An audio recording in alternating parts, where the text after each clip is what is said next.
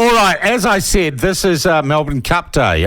Winston Peters, you all seem quite cool with the fact that Winston Peters, the Minister of Racing, will be at Flemington this afternoon. I'm not sure exactly when the race is.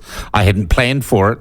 But to find out more about the race that stops two nations, the Melbourne Cup, we are joined now from the TAB by Matt Smith. Matt, how are you, mate?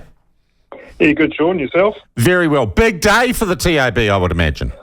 Oh, look, massive day. It far and away kind of explodes everything else out of the water, to be honest. I think last year we topped 30 million in turnover for the day, which, and that was up about 10% on the previous year too. So, and even taking the Melbourne Cup last year into account, that was up 14% on the previous year. So, now, I know you guys have got a we're not strategy. falling out of love You've with it. had some big corporate changes, and you've got this new product called Betcha.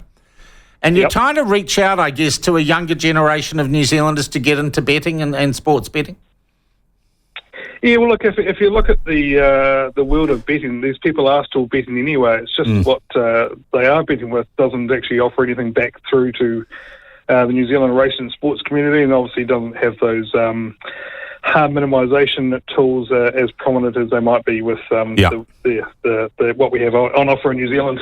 All right. Do you guys have any idea how many people might have a flutter on Melbourne Cup Day compared with your core of voters? I mean, how many New Zealanders decide this is the one day they'll bet on a racehorse, on a race?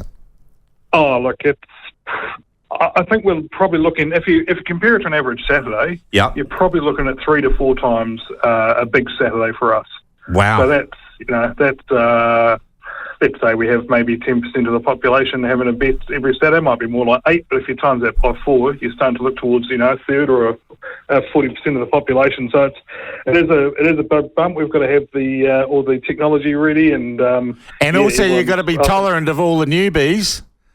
Well, And all the absolutely, noobs who are putting on a bet and haven't filled out the thing right and don't know what the hell they're doing. People like me. Well, and look, the thing is, the nicer we are to them, the longer they might stay. So I'm always happy to welcome new punters. And, I started out at the Omakau Trots in Central Otago in about 1999 or something. So, everyone's got to find a way in. That was Okay. fine. Well, Matt, I don't think we've got enough people in our office to have a sweepstake. And, of course, as always, Internal Affairs have said, don't break the law or we'll come down and kick your door down and you're all going to prison. But are you allowed to give me some idea of what horses might be popular and what the conditions are or anything like that? Can you do any punditry for me?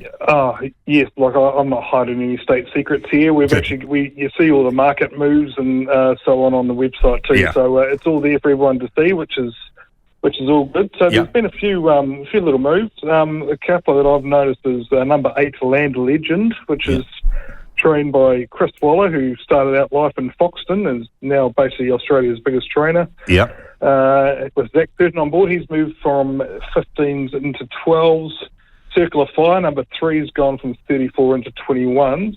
And the one I've quite liked and have Sorry, what number was Circle of Fire? I'm writing all this down now. Number 3. Okay, yeah. Yep, and one I've been kind of following through the Spring Carnival, as we call it, is number 14, Zardozi.